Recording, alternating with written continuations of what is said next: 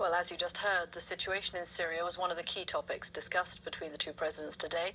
For more on the situation, I'm joined now by Lina Khatib. She's the director of the Carnegie Endowment for International Peace's Middle East Center based in Beirut. Lina, thanks very much for coming in. It was pretty clear today from both the French president and the American president that there really aren't any new options being discussed when it comes to the situation in Syria, even though both seem to recognize that the humanitarian situation is getting worse. And that is, I think, because the situation is now in the hands of Russia rather than being in the hands of the United States or France. Russia is, in a way, pulling the strings of the Assad regime. And as we know, until now, both Russia and the Assad regime are trying to assert their dominance in this conflict. And is there nothing that can be leverage that either Washington or Paris or the Europeans or somebody has over Russia, particularly when you think that it seems that the humanitarian situation is getting a lot worse at the moment? Of course, and the humanitarian situation is likely to continue or worsen as long as the conflict continues in its current form.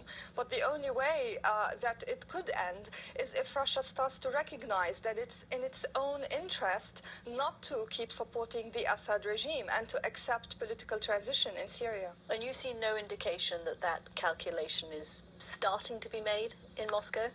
I think if you only look at the Geneva II conference and the public debates, around the issue, you will not see much hope. However, the fact that Russia has agreed for the conference to be held in the first place is a sign that there is likelihood that the situation would change in the future. Okay, so the political steps seem to be incremental at best at what's happening in Geneva.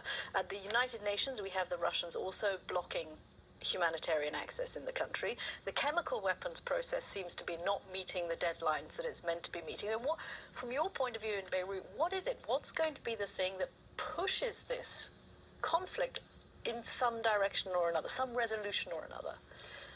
I think we have to be realistic and expect that one way of building trust amongst different actors involved in this conflict is to work on short-term, small objectives from the at the beginning, and then build towards achieving bigger aims. And I think if there is one achievement of the Geneva conference, it is that it's doing exactly this. We have to start with baby steps, recognize that this process takes a long time, and eventually hope to reach a resolution in the future. So what kind of baby steps are you thinking of when you talk about the little achievements that we might have seen? What are you thinking of? Okay, the first baby step was the humanitarian aid that has reached Homs today, for example, having ceasefires in place. But after that, you can start talking about larger debates about transition.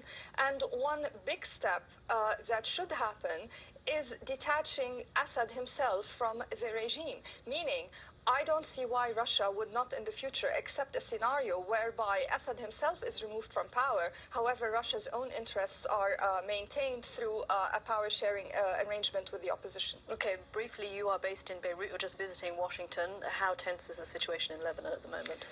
The situation in Lebanon is indicative of why we should resolve the Syria crisis ASAP, because it is impacting instability and social cohesion across the region, and Lebanon is a prime example of that. It's a very tense country right now. Okay, Lina Khatib, thanks very much for coming in. Thank you. Let's get a look at